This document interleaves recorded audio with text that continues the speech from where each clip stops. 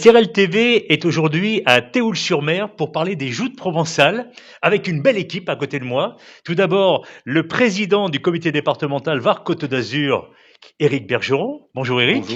Bonjour et meilleurs vœux. Rémi Cavalli, qui est le président des joutes ici à Théoul. Bonjour. Nous avons Gilles Quay, qui est le barreur officiel de Haguet. Bonjour et meilleurs vœux. Et puis nous avons Coco Nogara, qui lui est vice-président du club de Haguet. Bien sûr, bonjour et meilleurs vœux à tous. Alors, messieurs, on va évoquer le sport le plus ancien de notre ère. Tout à C'est fait. beau ça. Oui. Ça remonte à combien d'années tout ça? 5000 ans. On a retrouvé des bas-reliefs sur lesquels figuraient les joutes.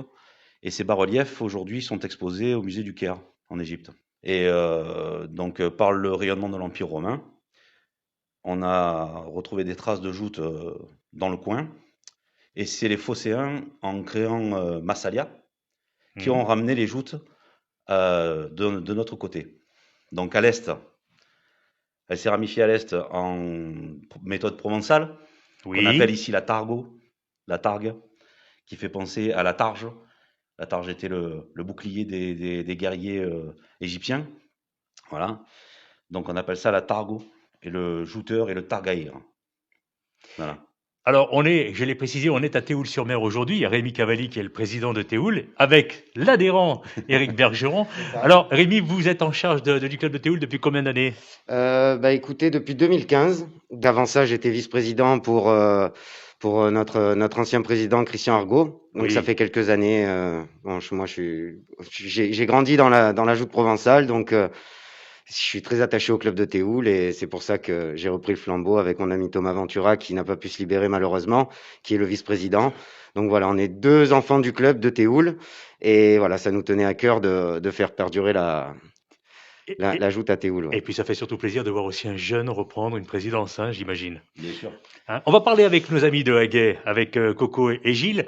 Rappelez-nous Oui. ce que sont les joutes provençales. Mais les joutes provençales, à l'époque, ça a commencé, il faut dire, dans les années 40 exactement, avec plus de compétition, parce que ils faisaient les championnats entre eux. On a commencé à faire après les championnats Côte d'Azur, Coupe de France, championnat de France.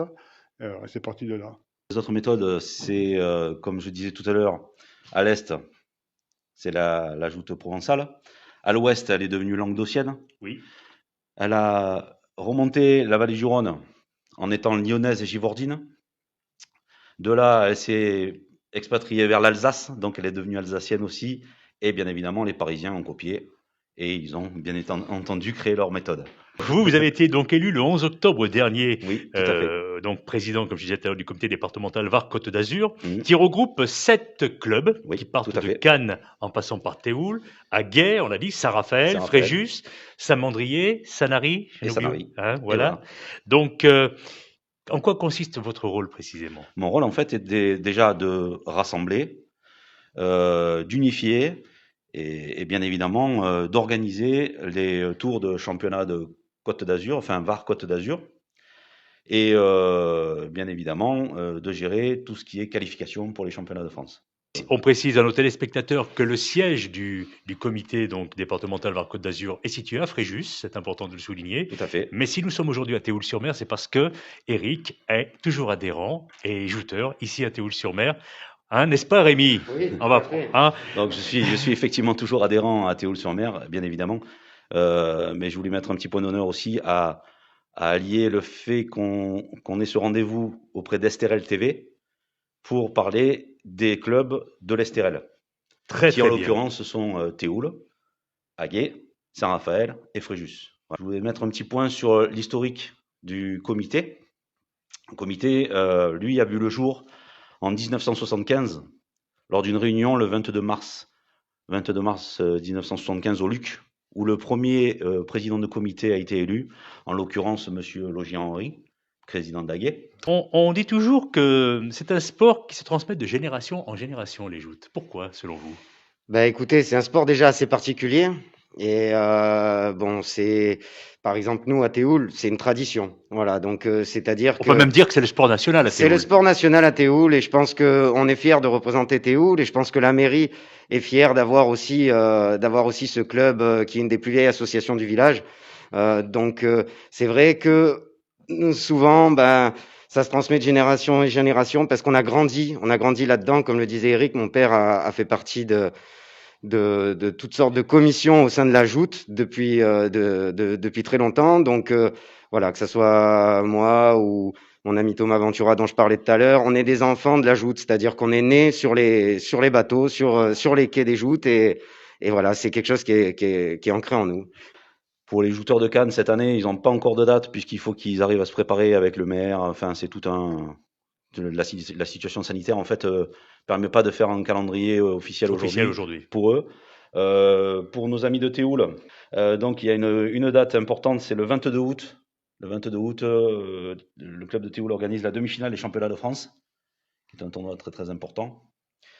Et aux alentours du 5 septembre, le challenge annuel mémorial Gabi Bernadette et du général Bertrand, qui était ici une figure emblématique. On a fait la demande pour avoir cette manifestation, pour recevoir tous les clubs de la Joute provençale pour fêter les 70 ans du club. D'accord.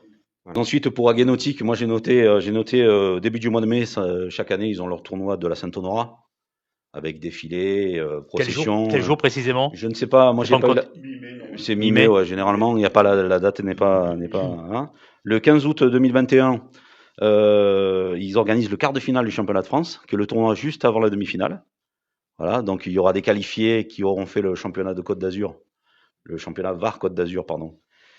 Et ces qualifiés iront en découdre contre le comité de Provence en demi-finale, en quart de finale, demi-finale et finale du championnat de France.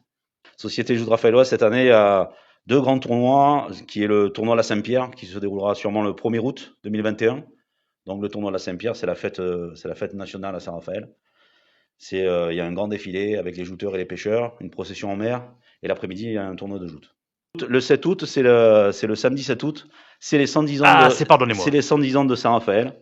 Voilà, c'est bien là, c'est la journée phare du club, oui, là, où ils organisent pareil, défilé. Il y aura des expositions, des démonstrations sur les optimistes pour les jeunes jouteurs. Et le soir, il y a, en fin d'après-midi, il y a les tournois avec les anciens qui jouent contre, et puis les tournois pour les pros. Pour la société d'Hermès Joute Fréjus, tous les mardis et les jeudis, initiation et démonstration. Voilà. On a eu l'occasion d'aller faire un reportage chez eux l'été dernier. En résumant, pour faire simple, mi-mai jusqu'au mi-octobre. Ouais, septembre, même mi-octobre. Voilà. Hein, on va simplement croiser les doigts, Éric Bergeron, que tout ça se passe dans les meilleures possibilités possibles, hein, c'est-à-dire qu'on ne soit pas ennuyé avec la crise sanitaire de nouveau. Éric, en plus des joutes provençales qu'on a largement évoquées, il y a également les rames. Oui, c'est du côté du Languedoc où ils ont commencé à créer ça il y a quelques années, une quinzaine d'années. Et en fait, ça s'est on va dire, généralisé, dans la mesure où c'était au départ un complément pour les jouteurs l'hiver. Donc c'était des compétitions qui se déroulaient sur des barques traditionnelles avec 6 rameurs, un barreur, et les jouteurs qui ne faisaient pas de sport comme le foot ou le rugby. Donc ça permet de garder un petit peu garder un peu la forme. Et puis voilà. Et donc maintenant ça s'est généralisé. Ils se sont organisés en comité. Donc ici nous avons le comité qui fait partie des rames traditionnelles, qui fait partie de la Ligue PACA, avec les rameurs vénitiens de Martigues, Port-Saint-Louis, Istres, le Brusque, j'essaye de ne pas en oublier, le Brusque, Creux-Saint-Georges, comme je disais, ils sont un peu en sommeil, mais bon, le club existe toujours, et la rame théoulienne, qui officie aussi dans les divers championnats. Et comme je disais aussi, il y a Hermès Fréjus qui va sûrement créer une section rame dans son club. Donc on peut dire clairement aujourd'hui que, on va dire, quand il y a un club de joute provençal, il y a pratiquement une filiation avec la rame. Allez, pour schématiser. Oui, c'est quasiment ça. C'est quasiment ça. Généralement, oui, l'un vient avec l'autre, mais bon. Les deux sont complètement complémentaires. Tout à fait. Eh bien, messieurs, merci à vous. Merci Éric, merci Rémi, merci Gilles et merci Coco. Bon vent aux joutes provençales. On vous suit, vous inquiétez pas. Merci Yvan, merci à STRL TV. Merci beaucoup. Merci beaucoup.